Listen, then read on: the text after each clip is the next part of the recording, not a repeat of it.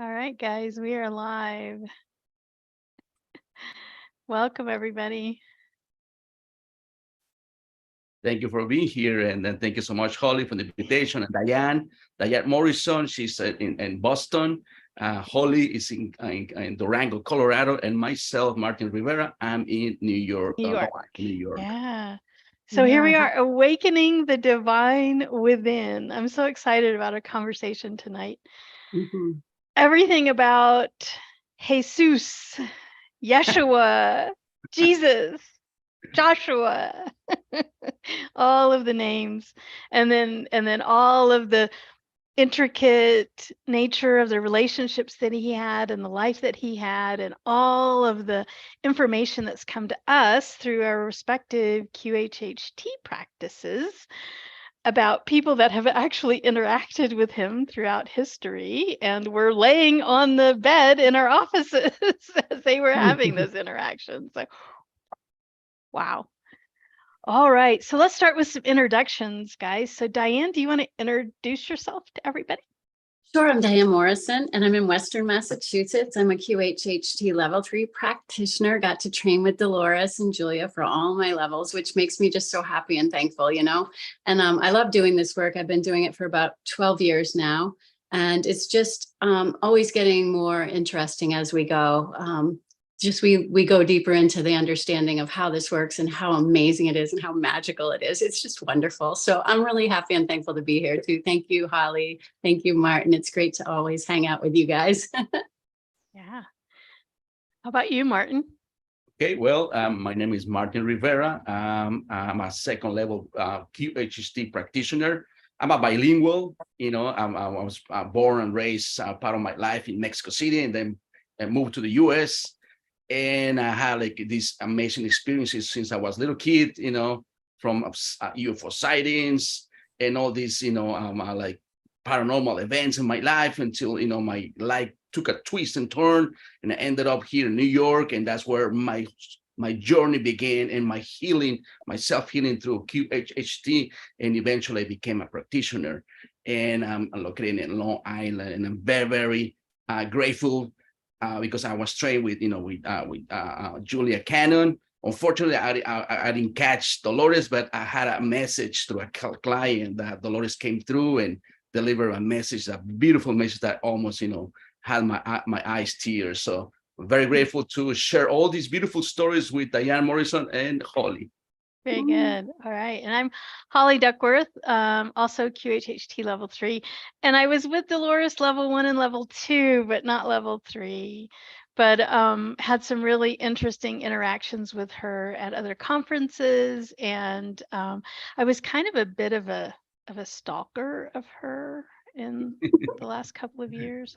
If she was appearing, I was there. A little creepy. Yeah. But anyway. Yeah. We all did it. We're all creepy in that way. So I've been practicing for a little over 10 years now, and I'm in Durango, Colorado. So that's where I am. Beautiful. So we're going to focus our conversation tonight on interactions that we've had related to biblical people or biblical stories, or have some sort of biblical connection, and kind of unpacking and understanding what we've learned to be the truth around Christ and Christ consciousness, and all of the interactions and relations with Jesus. And I think all three of us have a really important interaction there ourselves, or connection there ourselves, and in addition to what we witnessed in our sessions. So before we get into that, though, let's make sure that we know what QHHT is. Some people might not. And I'm going to be going back and forth here, and we've got Flor and Julie on the line so far. And so if you have a question as we go along the conversation for any of the three of us about these session stories and these experiences that we're going to share with you, then please chat, and we'll definitely be interacting with you as we, excuse me, as we share this information. So QHHT, Diane, you want to tell them what QHHT is? No, I'm only kidding. I do. So I usually like to keep it really simple, but QHHT, Quantum Healing Hypnosis Technique, created by Dolores Cannon, now carried out, the teachings are carried out by Julia Cannon, her daughter. But basically, it's a beautiful technique where we as practitioners help people to open up and share their story. And then we are their guides, their facilitators to help them enter a deeply relaxed state that we call hypnosis. And then when they do that, they can receive information and wisdom from their own higher self. And usually a story unfolds, something that's very helpful for them to know about and learn about. And then healing, innate healing, is accessed through this deep state of relaxation as well. So beautiful technique, simple, easy to do. Anyone can do it. It's just profound, amazing. Yeah, people have been able to find out all kinds of things. And also they've been able to heal themselves of many things that we call diseases in this world. Yeah. So I think it's also important to note that sessions are intense. They're only ever done in person. You're going to spend 5 to 7 hours with your QHHT practitioner to do what Diane just mentioned. So yeah, chatting to get to know each other and understand the context. You come in to the session with all the questions you ever wanted to ask the higher self. So these are questions about physical health, emotional health, life decisions, past, present, future, all of them. And then the hypnosis alone is 2 to 2.5 hours. So this is really, really different than clinical hypnosis, where you're in, you're out, an hour, maybe you're in hypnosis for 20 minutes. You're going to be in hypnosis for 2.5 hours. Everything's audio recorded. And then you have that audio recording. I don't know about you guys, but the first QHHT session that I received was over 10 years ago. I still listen to that recording. Wow. I still get information out of that recording. Yes. And I think what happens, because I listen to this thing hundreds of times, but I think what happens is the next time I listen to it, circumstances change and some things have a whole new meaning. Yes. And of course, I continue to grow, things continue to have a deeper meaning. But that's the cool part, because it's all recorded. All of the higher self wisdom that's coming through you is now on that recording, and you can work with it for literally years to come. Definitely. Yeah, that's good to mention that. That is right. It's a quantum. It kind of changes with your life. As your life changes, you receive it differently. Yeah. Yeah, it could be transformational. I had clients where like over a year, they call me back and they say, I'm now listening to it again. And there's parts of it that I couldn't understand when I did the session, but now I'm able to do it. I'm able to understand, to enhance my consciousness. So that's amazing. Or even little things like they say sometimes, like, oh, they add a little bit more. I remember that part wasn't there, but now another message. I'm like, what? Yeah. Or me, like 8 years later. Oh, that's what they were trying to tell me. Right. Yes. I didn't get it for the last 8 years. I heard it, but I didn't get it. Yeah. So it could be very transformational and profound. Yeah, it's so subtle, some of the messages. And of course, we receive messages sort of in images during the session too, as well as words. But the messages that come in the images, sometimes you can take a decade to really integrate all that imagery and that story has to teach us. It's amazing. Yeah. Yes, and that breaks, or sometimes it could break or could enhance, like I said, your belief system. That's another part of ourselves that sometimes, we come into the session with certain expectations, but then higher self comes through and it gives you the answers and all this information, and it really expanded your consciousness. Like, wow, and it lays it out, all these beautiful information that for the person is really important. And I always say to my clients, it's like higher self is very wise, that will give you exactly the information. It won't give you more or it won't give you less. It will give you exactly what you need at this time. Yeah. Yeah. So Julie says, so true. I hear something new every time I listen. Right? Yeah. Cool. You know, I think that's great to hear that. But also Dolores was so clear about listening to that recording over and over again. And I don't think we're such a hurry up society. I don't know that we really grasp how important it is to listen to it over and over, because you do continue to go deeper and understand it. The other thing she used to say about the healing part was that the healing comes in energetically in the session. The being is healed, the person is healed, but to anchor it into the physical body, she said, you have to listen to it over and over again, because the physical body and the mind, conscious mind, is a little bit slower to get it. That I've been healed, I'm healed. Right. So the Yeah. repetition. Oh, wait, I still need to take my pills. No, you don't. Right. Listen to your recording. Yeah. It could be like a battle within yourself, from your ego mind and all these beliefs that you carry it to the information that comes from higher self. Yes, it could be challenging too, Yeah. Right? Yeah. So there's our plug for listen to your recording, people. It's so important. Right. So important. I've Get the also best out of it. had, back to the Dolores's, technique, her technique in its pure form is one session. You only ever need one session. And I've had so many clients who, well, first of all, in 10 years of practice, I've only had 3 clients come back for a second session. Wow. And in all 3 cases, different people, different times, they'd say to me, Holly, it's like I'm living in a whole new universe. I have all new questions. I'm like, yeah, okay.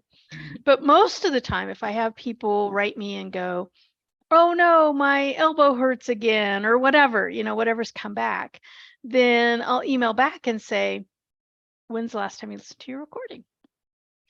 And then I never hear from them again because they listen to the recording and it's all right there. Yeah. They don't need a second session. They just need to continue to work with what they've already been given.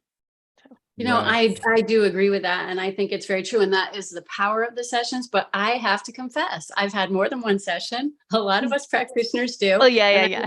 I usually apologize to Dolores. I'm like, no one can have just one. It's like latest potatoes. You cannot have just one. It's so good. You just need more. I don't know. But she did not want people to get dependent on a practitioner or a technique. That's why she said one, because you get to know yourself, you know who you really are, and then you go inside for your guidance after that. Right. Keep that Or contact. I think one of the cautions also that I heard from her was what she disdained was, I don't know if these are her words or not, but the past life tourist. Oh. Person who just wanted, oh, I want to see another past life. Oh, I want to see another past life. Right. Oh, I want to see another past life. And it's like, then you're missing this life. Yeah. You need to be paying attention here now, not back then. So Right. It gets to be a little bit of a distraction from this reality, which is the most important one, this life. Yeah. We know that. Yeah. Yeah. You're right. That's it. Yeah. Yeah. All right. So should we talk about Jesus? All right. Okay. I would like to before we start talking about, because I heard this too from different people well, I recently met or they they hear any interview from us, right? And sometimes they say, sessions they could sound like very off or crazy, but I always tell this, like every time you read a segment or hear someone else session that someone posts on YouTube or whatever, the client kindly accept to to publish their sessions. I always tell this, remember, is their own personal soul journey. It makes sense for the person. It makes coherence for his own journey, right, not for other people. Right. But it's really good and nice to hear all these stories that breaks the pattern of whatever current belief system that we carry on. It really helps you to see that there's a lot more than our eyes perceive. Yeah. And everything's within ourselves, really. Yeah. I think the most important part, well, okay, maybe the second most important part of a QHHT session is, so after the person in a QHHT session, the person goes through, like Diane said, an experience, a story. I call it an other life, Mhm. Might be a past life, might be a future life, might be a simultaneous Simultaneously, right? life, might be just something out of the Akashic records. Who knows? It's an experience. And then the first question we always ask the higher self is, why'd you show her that? Why'd you take her to that life? Right? And I think that's what you're saying, Martin. That is so important because the higher self unpacks it for the client of why they took that person to that experience, Right. past, present, future, life, whatever. Mhm. And so then when we get into these experiences where the client went back to biblical times, whoo, that's really fascinating when we ask the question, why'd you show her that? Why'd you take her back to that life, right? Yeah. Yeah. And That's you know what else that I that sometimes is shocking for people, but because sometimes they think that we guide them into specific lifetimes, but I always tell them it's a surprise even for us where people are going to explore that part, but because ultimately the higher self is the one who select those lives, to show into to the client. right. So for us, it's even a surprise too, right? I have a funny story if I could share it. I had a gentleman, this is years ago. I had a gentleman who came in for his QHHT session, and he had quite a few extraterrestrial experiences. And he had read all of Dolores's books about extraterrestrial experiences, Keepers of the Garden, Custodians, all of them, Star Crash, Legend of Star. He'd read all of them. And he comes into my office and he goes, I think I'm the next Phil. And if you've read any of those books, you know who Phil is. Phil was the client that Dolores worked with for Gotcha. years to Mhm. write the Custodian book. And I'm like, okay, interesting. All right. He goes, I think you're going to be writing books about me. And I'm like, okay. All right. So we go into his hypnosis, and where do they take him? Like a 14th century digging potatoes. He's a Wow. farmer literally digging potatoes out of the mud. No ET experience whatsoever. Yeah, And it was just right. It was exactly what he needed to see. Yeah. exactly. Yeah. Yeah.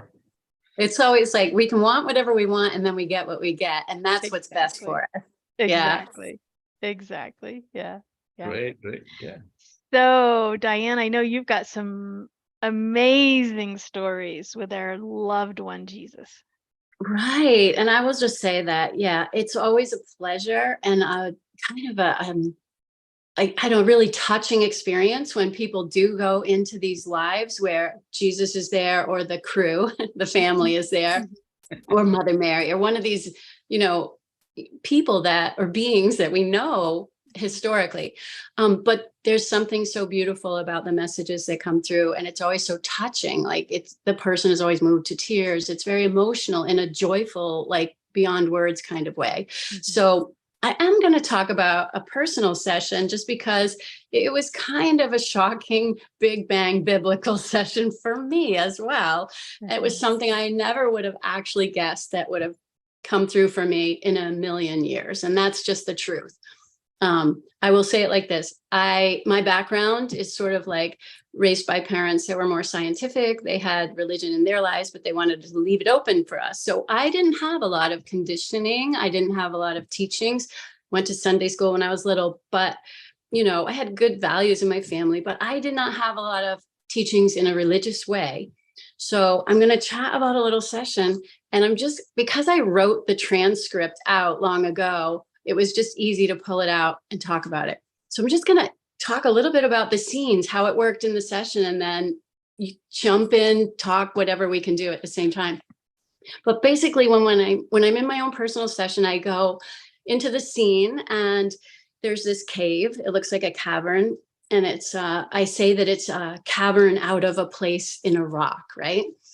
And I have no idea what's going on. I'm just telling the practitioner, my friend, what's going on. I said, there's a tunnel going into a cave. It's dark in the cave. Feels like an entrance to something that I want to go in. And then she says, well, glance down and see what you're wearing, right? So here comes the sandals. I say thongs, I say they're brown, but because thongs are something else these days, I will call them sandals, just so that nobody thinks I was wearing a thong. It was brown leather, no, it was the sandals were brown, they were leather. There was a gauze, light colored, long, I call it a drapey thing. It's off-white, a cord of brown around the waist, and a piece that hangs down in the front from the tie that's around this waist, or this gauze thing. I'm a male, I'm a medium age. I tell my practitioner, I'm in the middle. She says, young or old? And I say, I'm medium, I'm in the middle. So it's kind of funny what you say in different language when you're speaking. Different expression, Yeah, different expression. So anyway, she asked about any jewelry or something, and I said it was very plain, so I made that clear, but I said there's some kind of cord around the neck. I said nothing fancy, plain, kind of plain, but it's like a braided cord leather with a silver metal ring in front, like just a circle. And I'm carrying a staff. So there's the scene set up. That's what I am. That's who I am in this scene. Hair is brown, sort of long. I say I have a beard, which was also kind of weird being a male. It's like, wow, that's weird. Okay. So into the cave I go. It's dark. And basically, she asked me to tell her what's happening, and it gets a little interesting when I go into the cave. So are you guys okay with me going on to a little bit? Mm-hmm. Yeah. Okay. So it's dark in the cave. She asked if it's a familiar place, and I go, I say, I don't know. She asked me if I want to be there. And I said, yeah, it's good. It's a dark cave. I said, I don't think it's only a cave though. She asked me what I thought it was. I said, it's a space, and I get really emotional. This is kind of how the sessions work. There's something powerful going on. I'm super emotional now. And then I said, it's a space for something else. I think maybe prayer. And then I said, it's just a rock cave, a place to be alone. Yeah, to be alone. And I'm going on, and I go, I feel like seeing a portal, a special place.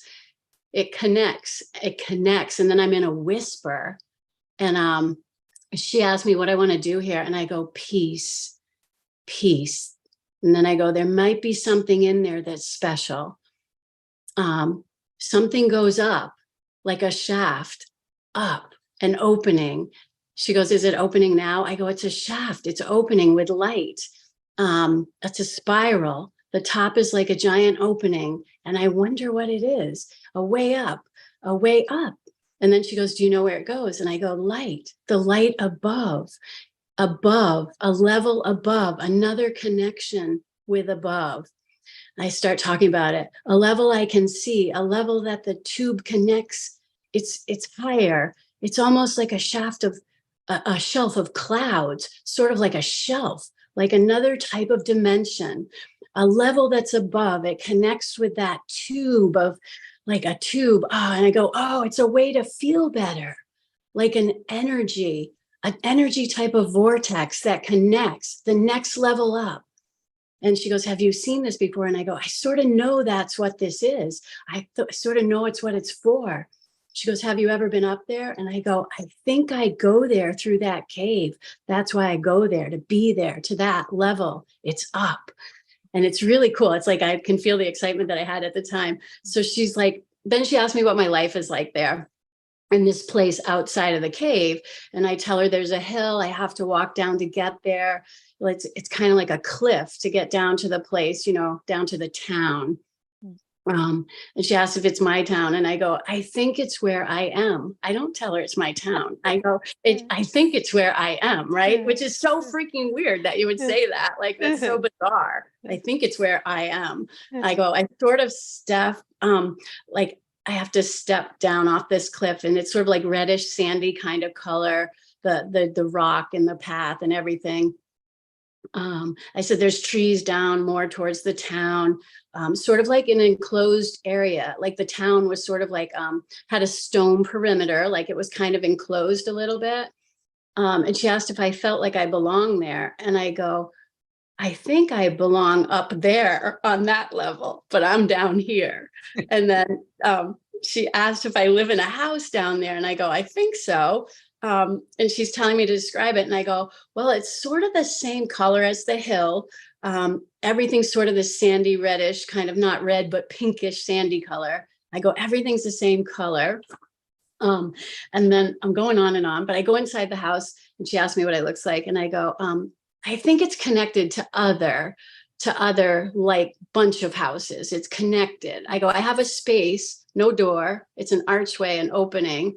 I go, I don't think there's a door. You just walk in. And she asked about who else lives there. And I go, I feel alone, but there might be a woman in there. I can't tell if she's a body or if she's an energy kind of body. I go, I don't know if she's real. She asked me what kind of food I eat. And that's when I say flatbread, fish. The 2 words is all I did. Flatbread and fish. That was my meal, right? That's what I eat. She asked me if I'm happy there. And I go, content. Like, it was really weird because now I remember, like, she asked if I'm happy. And I just absolutely am like, no, it's not happy. That's not it. Content, right? The strangest things you start to perceive when you're in this state, right? So anyway, it goes on for a while, but basically the whole idea is that I live there peacefully. It's very peaceful. So she takes me to an important day and I see, so she doesn't know that I'm starting to get like what I'm being shown and who this might be. She doesn't get it because I'm not telling her, because I'm freaking out inside. Like, oh my God, this can't be true. And I told you guys, this is when my conscious mind is like, this is blasphemy. Like, I can't possibly be feeling this being that I think I'm actually being shown, right? So I'm getting a little revved up inside. And then she doesn't know this because I'm embarrassed to tell her, because I'm like, oh my God, well, who do I think I am that I think this is who I think it is? But, anyway, I'm not telling her, but I'm internally struggling very much with this, feeling very upset and just like, this can't be happening. So she takes me to a scene. And what happens is there's a group of people gathered, sitting in a circle. I go, listening to someone standing and talking. At this point, I pop myself out. I'm like, I reject it. I'm not going to stay in this body that feels like Jesus. Okay. I'm not, but I didn't tell her that. So I project out. He's outside of me. Now I'm watching him and he's teaching. People are sitting in a circle listening. I go, this is where I go, I can't tell if it's me or not. I would not do the thing. I was not playing the game anymore. I'm like, it's not me. I'm not doing it.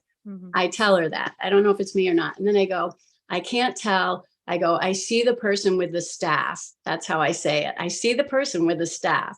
And she goes, what's being talked about? And I go, I think Jesus. So she then goes, so Jesus is there? And I'm thinking, Jesus has been here. You know what I mean? Like, it's like really bizarre. But she didn't know. It's so funny. She's like, so Jesus is there? Like, what? Where are we going with this? That was the first she knew, right?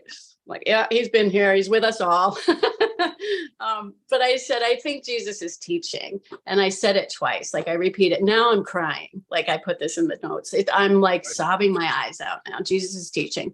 Something on his head. It's a white cloth with a headband, like sort of like we see headband holding it on. He's teaching a group of people that are gathered there. They're sitting down. And so she says, this is important to you. And I'm like crying my head off right now in the session. Then she says, let's go. Let's leave the scene. Okay. I'm like so emotional. She's got to help me get it together. She takes me to another important day and it's another cave. And I say it twice, like, yeah, it's another cave. It's in the mountain. She said, can you describe it? There's a little path that goes up. It's like a mountain, same colors. There's an opening that goes into the mountain area. It's dark. It has a cave opening. The path goes in. And she asked what I'm doing. And I said, I just keep needing to go back to the cave. She asked if this is the first time I've been to this cave. And I go, now I'm hearing, I go, I hear kind of yes, but I feel like I've been there. And then something about just go inward. She asked what happens in the cave. Just prayer, quiet reflection, meditation, healing. And then I say peace. That's what happens in the cave. She asked, what country and city are you in? And I say, I keep hearing Egypt. And then and then I go, yes. And she goes, you're comfortable in this cave? And I'm like, yeah. And then I go, Nazareth? I go, why? I'm like talking to somebody inwardly, right? I'm like, why are you telling me this? Nazareth, right? And then I go, I don't know. I go, yes, Nazareth. And then I go, Nazarene. And then I go, I don't know. I'm like getting freaked out again. I'm like, I don't know. What is this? And then she goes, let's leave the scene, right? I'm like, thank you. You saved me again. I'm like, this is messed up, people. Right? It's good, but it's messed up. Like, don't be telling me that stuff, right? I'm not in any way, shape, or form prepared to hear this, and I'm not even feeling worthy of even thinking thoughts like that. But it's so funny. She takes me to another day. I tell her, I think I'm in this cloud. I feel like I'm in a cloud. I'm looking down at that mountain area, but I'm not on the ground. So I'm in the cloud-like thing. I said something like, it's weird, but something. And then she goes, well, let's move to the last day of the life, because she knows I'm already out of the body. Okay. So we go back to the last day, and I say, I'm like in this cave, and I'm just laying on a straw bed area. And there's this wispy, like smoky area coming up from my feet. That's what I say. I go, I think I'm slipping into that, like I'm dying, right? And I say it twice. And then I said, I'm just laying on this bed. The body is on this bed of straw, just relaxing, and something with that smoky stuff. I said, it's so funny. I'm by myself, but I go, there might be somebody sitting over there. Somebody's sitting, a candlelight, maybe a little fire on the ground, just sitting there. I think I'm something like, I think I'm not like awake or something. And then she asked, how am I dying? And I say, it's just time, just natural. It's all over. Now I'm on the other side. And she says, do you see the body? I go, yeah, just laying there. And she goes, what do they do with the body? And then I say, he gets carried away on this pallet kind of thing, like two sticks with a sling kind of thing. He gets carried away on a pallet thing. I think I get carried down on this pallet thing, two poles, like they carry down to the town. She asked me to look around if there's anyone there. And I said something about like, okay, there's some light beings, like light beings that are shaped like a body, but they're not people. They're light. They're not people. So they're light beings. I said they have like shrouds over their heads, but they're light. They're not people like us. They're energy. They're light beings. They're all around. They're gathered around. I go, nobody that I recognize as a face, right? They don't have faces. They're just light. But they're putting their arms out. And she goes, what do you do? And I go with them. And she goes, how does that make you feel? And now I whisper, I'm like, very good. Good. That's what I say. Kind of like a tunnel like thing. It floats away with me. And then we go into the lessons of the life. So that was what I was shown. And basically the lesson was to learn to be quiet and simple. And this is where you connect with the light. Quiet inside, that's where you find it. And then she asked about the purpose, and it was basically like pray, yes, and spiritual teachings. And then she said something between, like, what's the bridge between that life and my life, right? And basically it was something like, it's the same, like it's to experience something. I can't even read my writing, but there's a bridge between the life. It's experience more or something on earth. It's the same. It's always the same connection. Every life, the same, every life. So she goes, so it has always been a theme.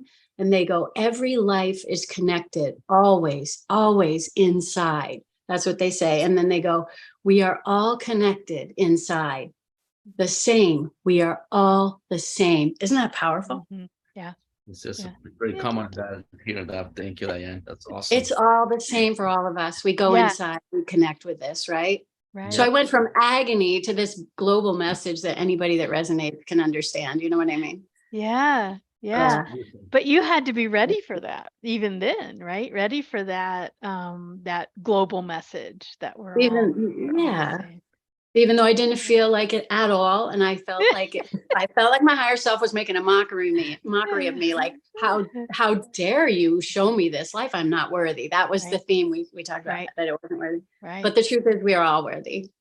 Yeah. And oh my God, I mean, there's so much to unpack there, right? Because, we have, all of these religions around the world that worship this human being that, he said himself, we're all the same and you can do the same as me and better, right? And more. But yet it's like, oh, you're different, you're better, it's like, It's a bit of a leveling up. Isn't it a bit of a leveling up for all of us to think that we could be the same? Because we've been taught differently. Yeah. It's the program that we carry now from, from culture, from religions, that we are not worth it, that you cannot do it, but he clearly, show us like how can be done really. And he expressed it, many times. You guys can do even better, more things like I'm doing right now. Yeah. And I think that's too, that also brings in an element of how sometimes, not always, but sometimes the healing in QHHT spans incarnations. Like some people can be having physical or emotional experiences that don't have anything to do with this life. They have to do with another life. But if we think that all incarnations are now and all incarnations are one, then, and everything is connected, then it makes perfect sense of how one incarnation, like the residual energy or connections, can affect every other life. And I think the cool part about that is when you focus on healing in the here and now, you're healing everything across time, across lives. Yes. Or vice versa. Just Diane example, like the lesson, be in peace with yourself. Yeah. Be quiet and connect. And that ripples. Ripples, yes. And that brings all that, learning experience into your present, right? Yeah. And it's everyone can do this. Everyone. It's just amazing. Yeah. Elizabeth says, really awesome. Fun to hear how it went. Remember, Jesus was a spiritual being having a human experience, just like each of us. Yay. Yeah. So awesome. Yes. Awesome. Yeah. Because we always think about, we're a body.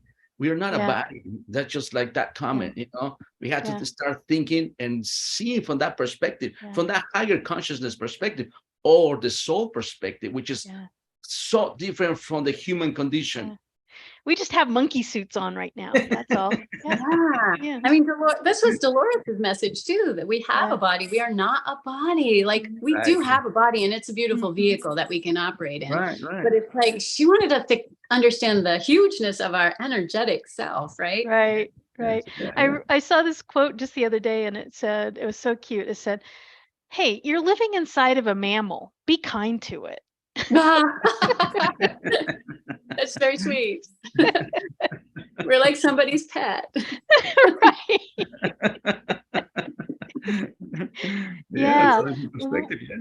What you described there at the end, Diane, that correlates to one of the client experiences that I was able to witness. So I've had two clients that were at the crucifixion, and one was just at the actual crucifixion. She's a woman in this life. She was a woman in that incarnation, and perhaps a family member or something. We weren't sure. I mean, there weren't really names given, but someone who was very, very deeply mourning at the moment of the crucifixion. And then I had a second client who we guessed she said her name was Mary, and so we're guessing it was Mary Magdalene, because she was inside the tomb, and she saw in her hypnosis in this other life, she saw the body, I don't know if it's the right thing to say, but turn into the light. So she saw the wispy light come out of the body, and then he was interacting with her as the light being, the body's still laying there on the shelf in the tomb, and then in hypnosis, she sees the light come out of the body, and then she starts talking to him. Like Wow. everybody, like the Bumps all Bible, over my body. I know the Bible Bumps. kind of seems to intimate like, like the tomb was sealed up for a Yeah. few days and then the women went into the tomb. But the way my client was experiencing it, no, there were women inside the tomb the whole time. They never left. His Wow. body was observed from the moment it was taken down off of the from the crucifixion and into the tomb. No one left. There was someone with him all the time. And then she was the one that happened to see the body then turn in, have the light being come out of it, and then was able to interact with the light being. Wow. Wow. That's impressive. Wow. That is so wild. Yeah. Yeah. Wow. And I don't think that was an unusual practice in terms of what came out in this session, was that when people died, you didn't just, well, there's the body and shut it up. There was this period of, and it was the women's response. It was always women, but they would stay with the body for days and days and days and do prayers and anointing and things oils. with the body, Yeah. as a kind of memorial or a process of the mourning. That was just their ordinary practice. And the same with Jesus, it was just their ordinary practice to sit with the body for days and days and days. And then she happened to be the one that saw the wispy white come out of the body, and she started talking to it immediately. And Right. what kind of conversation they had? Was it like I can't remember, but it was something soothing, like Right. the light being now telling her it's okay, I'm fine, it's all right, don't worry, that kind of thing. So I guess that's pretty common because I had I had two ladies, but I was doing a workshop. Really, it wasn't a QHT. It was a workshop, a past life. Different times really, and almost the same, describing the crucifixion scene and all that. But then at the end, they were relieved because somehow they got message, they saw Jesus, whatever, in the workshop, really, and they, of course, all these sessions that when this encounter happens, is very emotional for them too, even for ourselves. As a matter of fact, when if you allow me to, describe my own, not my own, but I had a client. She already was, she explored one past life already, and we move into another one, and she started, describing herself as a child, as a boy, probably like between 8 and 9, and he was playing on the sand with other kids, right? And we started, she started telling me about the description around. He told me there was a temple at the distance, and there was a lot of people, right? And then he's like running, playing with other kids, and all of a sudden he started yelling like, Jesus is coming, Jesus is coming. And as a practitioner, like, who's Jesus? Like, could it be someone else? I don't know. right. What time is it? What age is it? Right. And all of a sudden, he's like, he's Jesus, he's Jesus. He keeps saying like 3-4 times, and he's like, his face just lit up, and he's like, he's coming to us. He's carrying me in his arms.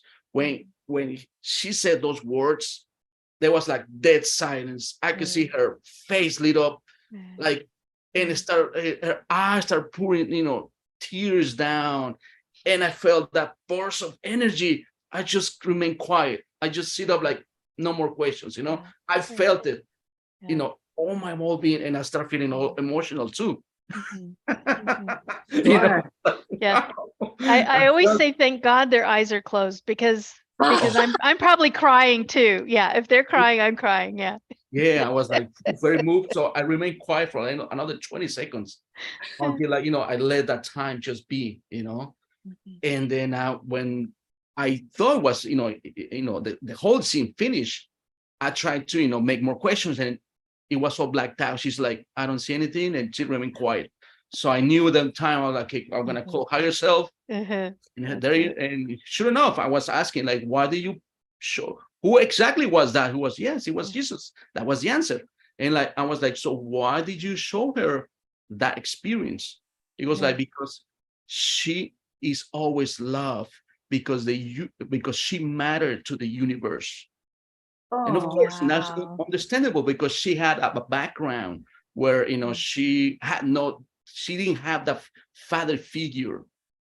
She was raised by the grandfather, on and off, kind of like unstable family, Mm. but also she didn't have that really like a good, religious background. She was raised Catholic, when she was little, but as she was growing up, she didn't, she wasn't like a devotee Catholic, per se, and then of course she's part of the, on the health, field. So she has no relationship between religion now, but somehow, the higher self of the universe present her this scene where she was hugged and, and taken care of from Jesus, really. Yeah. And that was Yeah. really emotional for her. When she woke up, I asked her, did you remember? She goes, yes, yeah, I remember, he was hugging me. And it's very indescribable what they felt, but she was like, now, like when she woke up, it was like, she was so happy, like before coming to the session, she was like, kind of like, sad, worried, but now it's like totally different person. So I was like, wow, it's like, that's what I say is very, very transformational too. So whatever energy that anyone that carries, from traumas of any conflicts in the past, it could, in the session, it could be just cleared out so beautifully, right? just So, melt. It melts with all that love. yeah, It just melts yes, away. it goes away. Unbelievable. So, and then she was all like light, like very, I don't know, very emotional too, still emotional, but happy, like you could see that relief that she was on. And then, there were all the details, but they were more personal to her, but I guess that was, very huge, not even for her, but for me too. Yeah. Yeah. Right. Well, Just and, Right. that. and that's what's so fascinating to me about QHHT. I mean, in your story, Diane, and in your story, Martin, it's a visceral experience.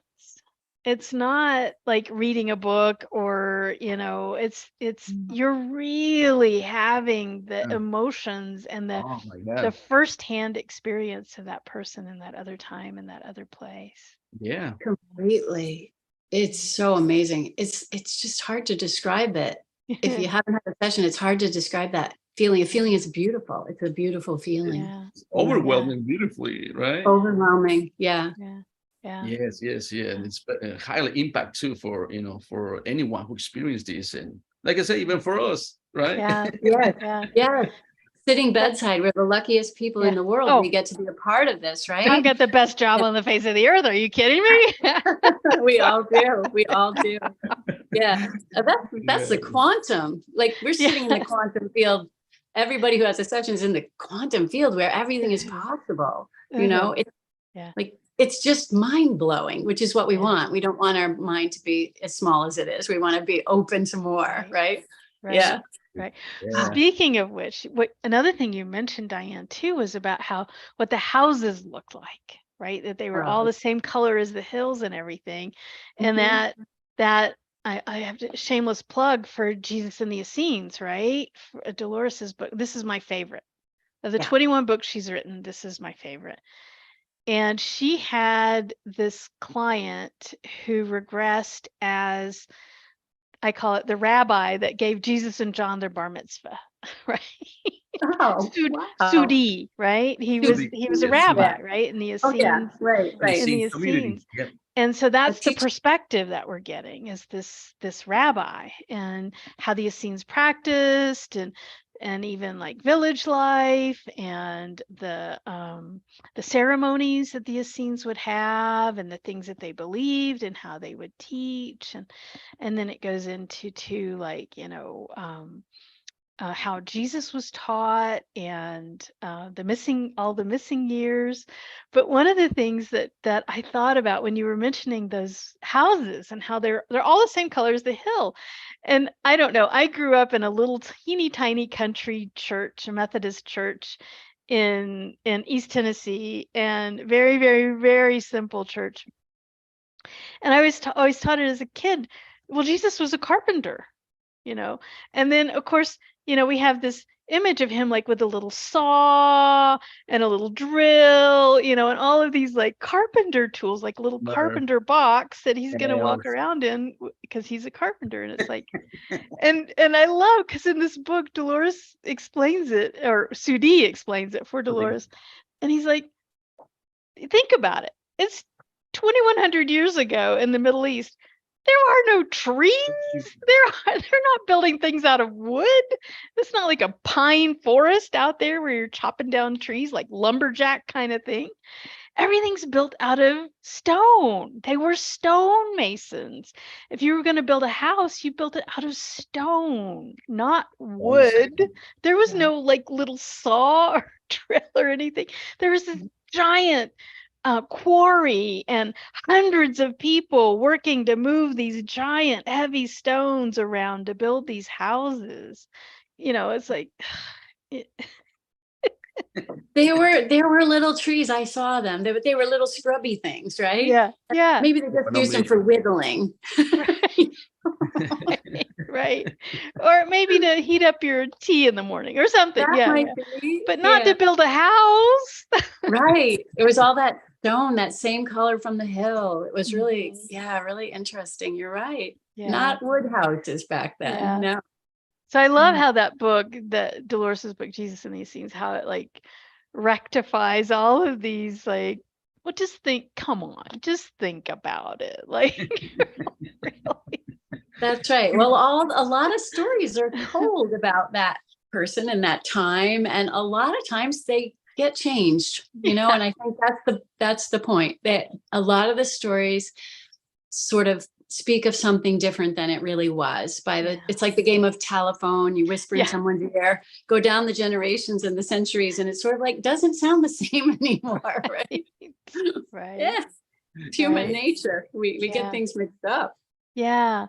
So why do you think, so Diane, in your experience, there was all of this, it seems like, and in the client story that I told, it seems like there was this, gosh, I don't know what the right word for it, but reverence, sacredness, and understanding of multidimensionality.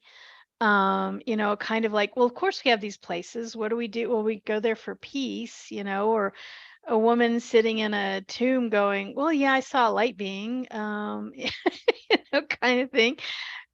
Why do you think we lost all of that? Like, where did it go? Like, where's it? Is it coming back? Like, what happens now?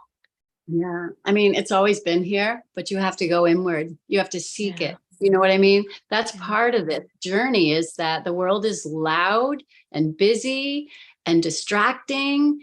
And the game is, how do you get back home? In the midst of all this chaos. It's a busy, wild world. How it's always there, but the game is find your way back. And that's where we become the seeker, right? Yeah. We go out here in the world, we see it, we experience it, we learn, actually, we grow. Dolores said this is like a very difficult school, right? That's the world. Things get distorted, people get mixed up about what life is about, and they go off in different paths, and sometimes they go off into the deep end of things, right? And then you got to find your way back to the home that's always been inside of you all along, whether you call it the cave or the inward space or whatever. Isn't it something? It's, It really does get kind of changed, though. It seems like it gets lost, but it's never been lost. Like, I've heard in sessions where they talk about some souls may seem lost, but the soul's fine. The soul's never really lost. You know what I mean? The human may be a little lost. Right. The humans getting an advanced experience in separateness. Yes, exactly. But it's not lost. Exactly. Yeah. It's so interesting. There were a couple more little things. I don't know if I can share a little bit more about some information. Like when we spoke to the higher self, my practitioner was asking, why did they show that? And it was basically teaching and learning. Isn't that the way humans are? We're teaching and learning. Like, anytime you speak to anyone, you're also both teaching and learning something, right? Communication. Yeah. So it was basically teaching and learning. And then she says, can we have more information on that, please? Like, tell us more. What's that about? And basically they said, It's to show the way to heal, prayer, meditation, connection to source, up, within, like up, within, learning how to do that. That's the way. Yes, showing the way to do that, healing by doing that, loving people and hearing the words that they say. And my practitioner says, that's important, isn't it? And it's yes. And then she asked if that can all be incorporated into my essence. She asked a couple of other things, but isn't that amazing? It's like listening to people, hearing the words that they say, all these things that we get to do in our work, which we're very fortunate. But when the world gets loud, we sometimes stop listening to that inner wisdom, the inner voice, the quiet, still quiet voice within, right? Yeah. So it gets a little wonky sometimes. It gets a little wild out there. But this message can bring us back to home, no matter what we're involved with in our life, going inward, being loving to people. That's how you heal, you listen. It's so interesting, isn't it? Yeah. I don't know if you guys find this, but I would say 99% of the time, the higher self says to the client in session to meditate. Exactly. Almost 100% here. Yeah. All the time.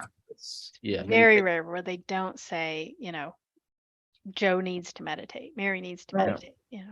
It's almost 100%. Like, especially when we ask, how can the client have this kind of conversation with you after the session is over? Meditate. And what do they do then? I say, and they're like, just meditate and ask us stuff. Like, we'll talk. I go, just like this, you'll talk to them. Yes, just like this. They just have to quiet down, right? There was another message that we asked for in that session to share on the forum, which is our professional forum, practitioners forum. I don't know if it would be okay to share that information here. Yeah, because we're all kind of a collective. But at that session, we asked to have information to share with our group, which would probably be people that most likely are listening. They're into this stuff. But it was basically saying, go together, join up together. Doesn't this sound kind of like what we might hear? Go together, join up together, combine energies together, share with each other, show each other how to love more, care about each other, help each other grow, love each other. And then she says, is this the message to be given to the forum? And yes, teach each other how to share information and show and grow together. They know already, they teach each other already, it's working. They're coming together. The forum is bringing them together. It's the work together collectively. It has more energy. They know, they all share, they all grow. They are doing the work, and that's good. Isn't it something? It's just like what he kind of taught. Come together, love one another, lift each other up, help each other, right? It's so cool. It's so simple, but it's, powerful. Kind of like right now. Yeah. Exactly. Yeah. Kind of like that. Awesome. Yeah. Awesome. Yeah. Thank you for sharing. I would like to share a little bit more on another session. It wasn't my session. Absolutely. I've been doing this 8 years so far, and I still remember this. Probably it actually was a first level practitioner, and she was, she was from Mexico. She was from Durango, Mexico, not Durango, Colorado. The other Durango. And her experience, she was able to, to share her, her own session, at the following day. And here is, because she was telling us that she had such bad experience with, with the Catholic Church back in Mexico, right? And somehow, she told us about his troublings, whatever. And then, long story short, she converted into Buddhism.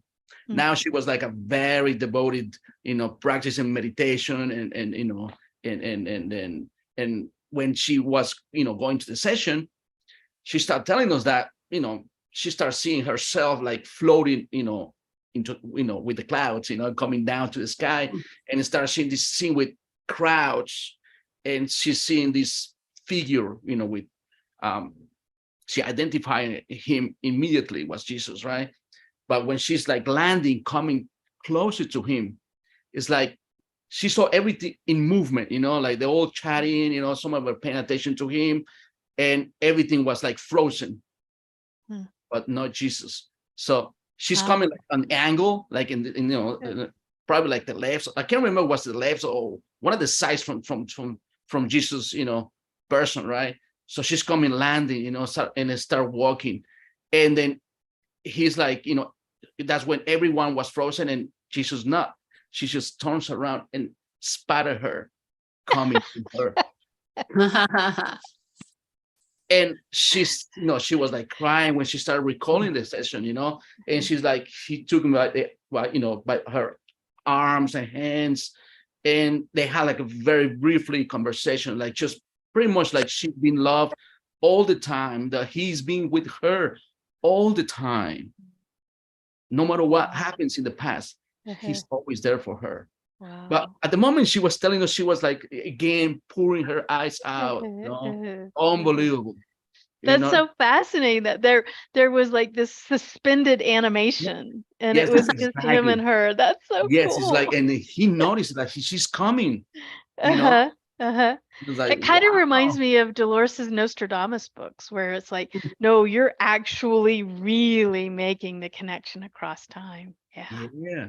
So it just bring me the chills once I was telling you guys. I couldn't remember, I could feel the emotion coming out of you, Martin. It's just so powerful. God. I still remember, because the emotion that she was telling us, and she, of course, she got healed from the left knee. I remember she came on the classes with a cane.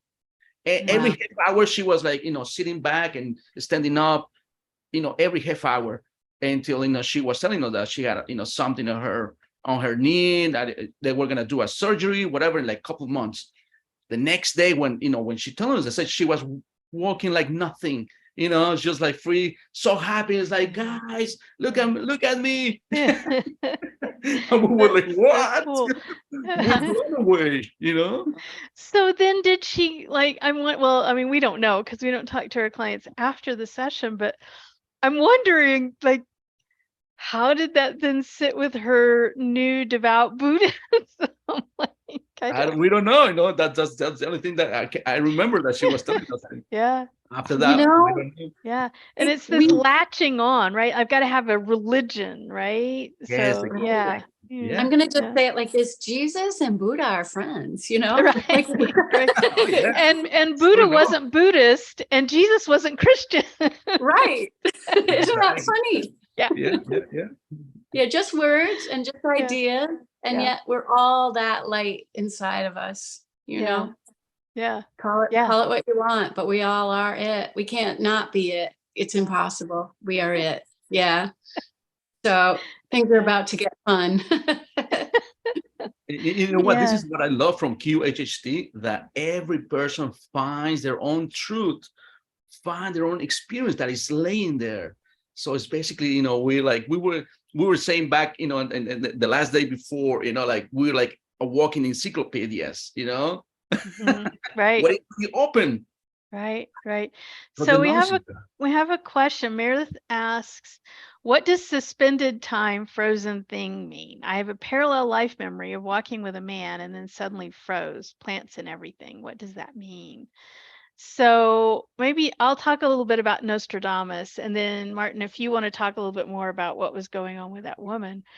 So when Dolores wrote 3 volumes of Conversations with Nostradamus, and she was doing her ordinary hypnosis. She was putting a client under hypnosis, and then the first time she was actually talking to the client, regressed as the secretary that was writing for Nostradamus. And then at one point in time, of course, only Dolores would have the gumption to do this, but she's like, so can we just talk to him? Meaning Nostradamus. Like, go away, secretary. I want to talk to Nostradamus directly. Talk to the boss. And then she started talking to him directly, but it wasn't a regression of Nostradamus. She was talking to Nostradamus.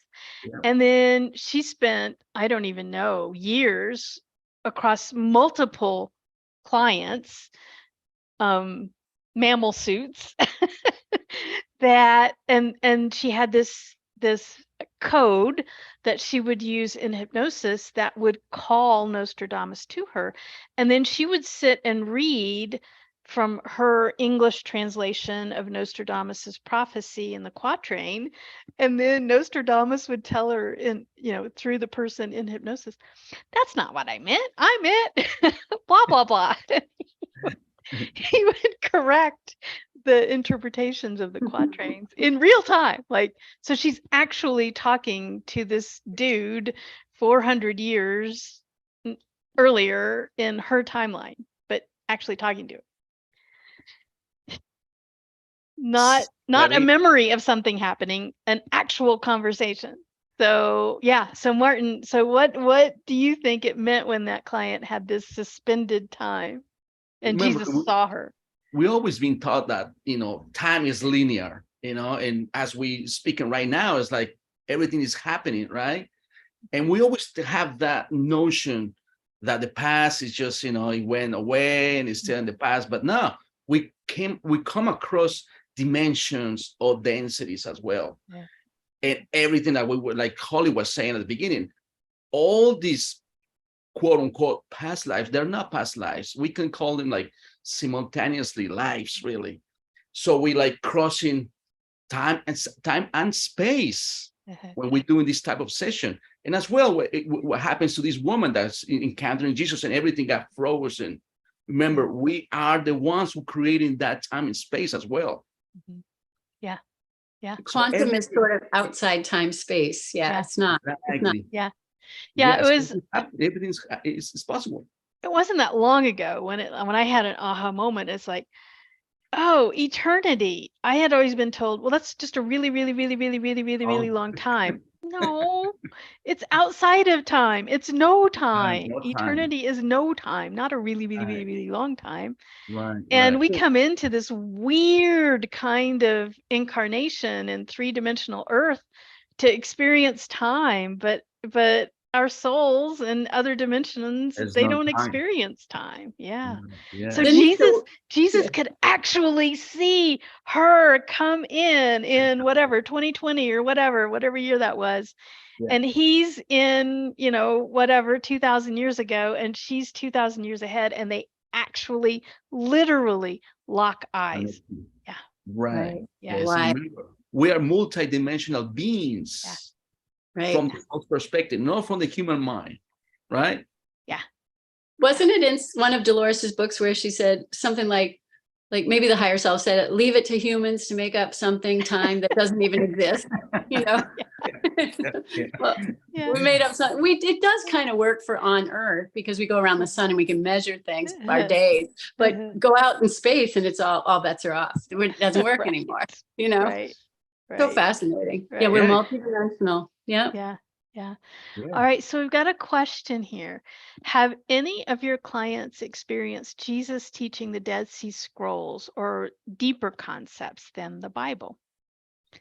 That's an interesting question. I point to Jesus and the Essenes.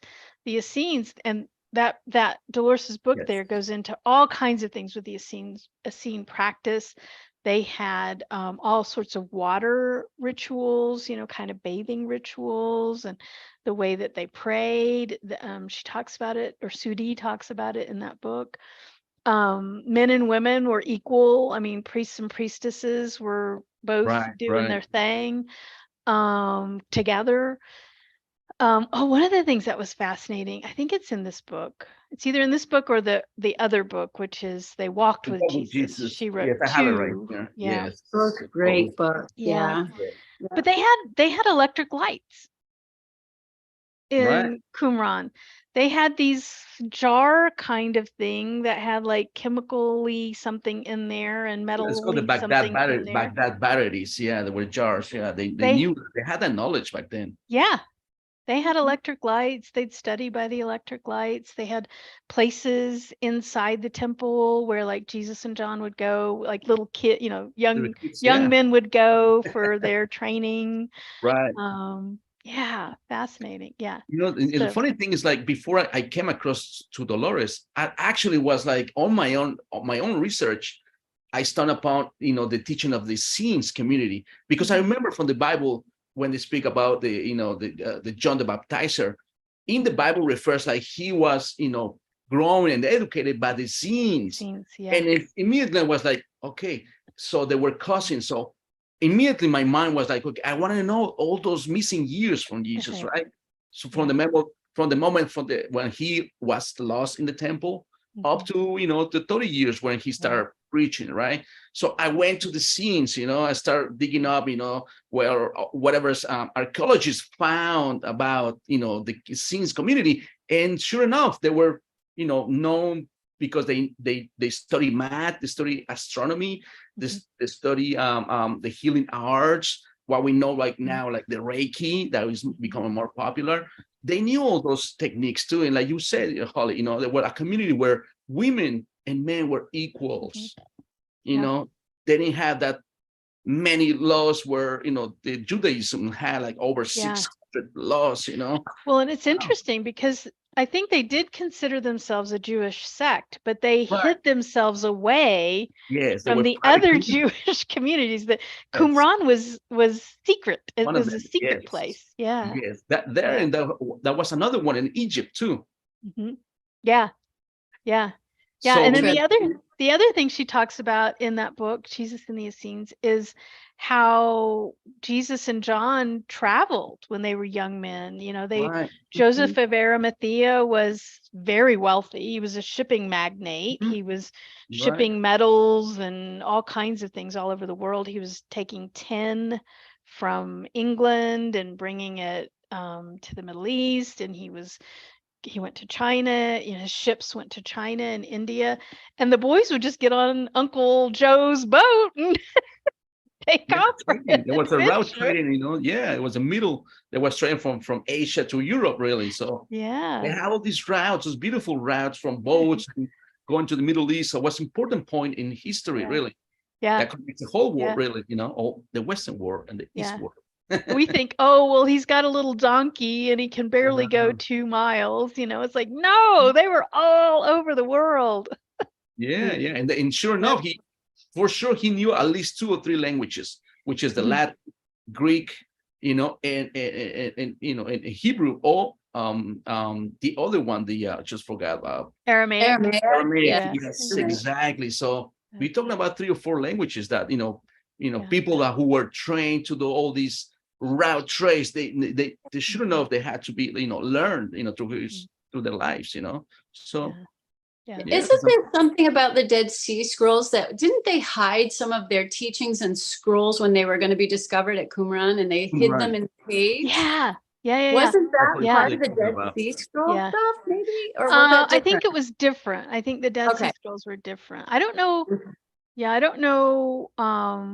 It was kind of cool because that was when Dolores was really into the historical corroboration.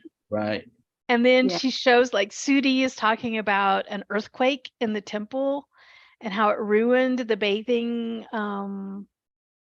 ceremonial area. And then Dolores finds these photos of the cracked staircases of where the temple had witnessed an earthquake. So but she didn't know that before, she did all that after the sessions. She really followed the lead on those like details, and that's very outstanding, Right. I mean, she used to validate too. She used to research almost every session in the beginning to make sure that what she was doing was accurate. She only wanted to put out things that she had tested and tested and tested. And every session she would go research it to make sure that the information was good, right? Blue Starseed says, this is Blue Starseed, by the way. Oh, you're welcome. She's a painter. This is her painting. Nice. As is, so this is a moment for also shameless plug. I got my copies today. I love her paintings. She painted this cover as well of Finding Forgiveness, the next book. Awesome. Congratulations. But she says Native elders know he traveled here too, so he was in the Americas. Wow. Well, the things we keep learning. Oh my, mind blowing, right? There could be many stories that sometimes we don't know yet, and maybe the years come, they'll be coming to light. So anything's possible. They could have done many things, and we don't know. Yeah. So yeah. Now I think looking forward, so if we think about Christ and Christ consciousness, and as you said earlier, Diane, bringing, the whole point of all of this is it's already within you. Everything is within you. The light is within you. The cave is within you. The peace is within you. One of my favorite channelers is Paul Selig. I don't know if you guys have listened to Paul Selig, but the guides that come through him, I mean, it's about Christ consciousness, and they're talking about how the whole point of their teachings is to bring Christ consciousness, and then they go into gory detail about, well, what does that mean? And that means that you'll be walking down the street and see another person and know that you are both Christ consciousness embodied. You will recognize your brother as Christ consciousness. That was the point. That was the meaning of Christ. Yeah, see the light within yourself and to others as well. Not just this physical body. No, always look for that. So, and that's kind of what namaste means, like the divine in me is the divine in you, that kind of thing. Yeah. Like it's all hidden. You got to find it, right? So funny. Yeah. So, I had like one more thing too. I wanted to see if I could share from that session, because it was just loaded with a lot of fun information, but uplifting information.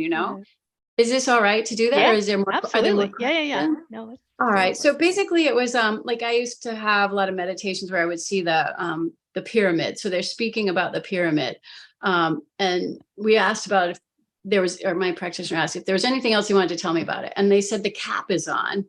She sees it disconnected and wants to put the cap on the pyramid, the top of the pyramid. The cap is on now. This was 2012, by the way. This session, September of 2012. Okay, so it's joining up. The top of the cap of the pyramid is on. It's joining up. That's this time. The cap is on. It's all complete. The energy, the circuit is complete. This is the time we've been waiting for, a reunion. This is the time of reunion. Yes, peace for the world, all worlds, huh? Peace. When the cap is on, it's connected. And the cap is on now, she says. Yes.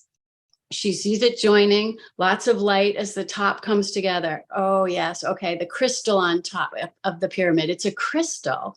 And she says, oh, we had talked about like Orion, a star. Anyway, she said, is it on the star? It's on the star too, but it's here too. Yes. On the planet. They're the same. The pyramids are the same. We talked about Orion, right? So both places, as above, so below. Same, the two places, but they're connected. It's joining up. This is the time we're in now. All beings are linking up. This is the time now. It's the linking. Ascension is the linking. Wow. How isn't that? So this is what we're doing. We're linking up. We're connected. And hey, what about the internet? How we're linking up now? Like we're getting one step closer to just pure Ethernet, where we're going. Let's just go direct. Right. Isn't it amazing? Yeah. Like that was 2012, right? When we talked about the end of the Mayan long count calendar, beginning of a new era. Like this is the time that we've been working for, where we have potential, infinite potential to bring the worlds together. Worlds, and I mean multidimensionally. Mm-hmm. Yeah. Isn't that something? Yeah. Like the wisdom that comes out of these sessions, right? Yeah. And again, how you can be unpacking a session for 10 years and still like, over a decade. Oh, there's more.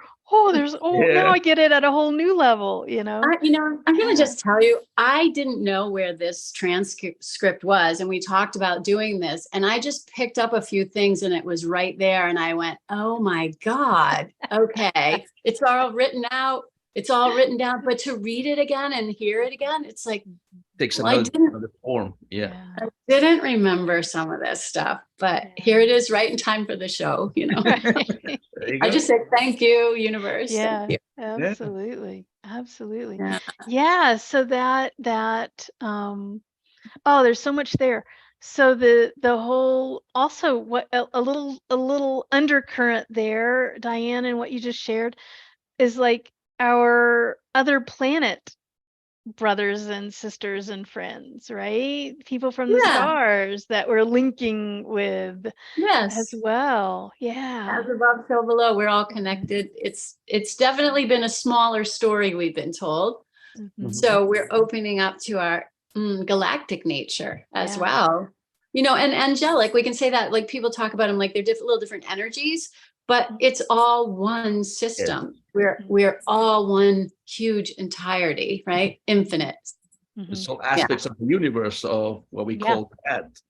Yeah. All it is. Yeah. But it's all, everything is unified. It's all Yeah. linked together, really. Yeah. Yeah. No doubt. Yeah. It's amazing. It's almost like that image behind you, Martin. Is that like sort of a symbol for It's connected? a mantra. It's another, sacred geometry as well. And I have my own decorations like that, the seed of light, I have another one, the seed of life, and I have same, it's the same really, it's just a different form, but it's the same. The flower of life, the seed of life, or mantra, infinite Right. Linking. Yeah. so it's linking. connected. Building All blocks right. too. All It's right, so cool. guys. We have lots of people going. Thank you so That's it. much. Yeah. Wow. Thanks, I guess we went everybody. over Let's that one. have another one.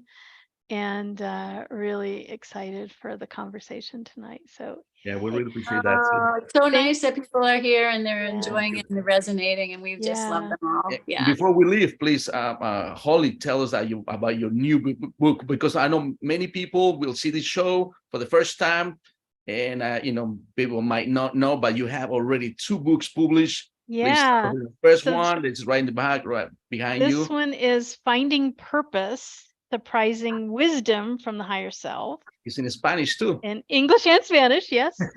And it's a compilation of about over 400 sessions and the answers to what is my life purpose, what is my life lesson, and how do I commune with the higher self.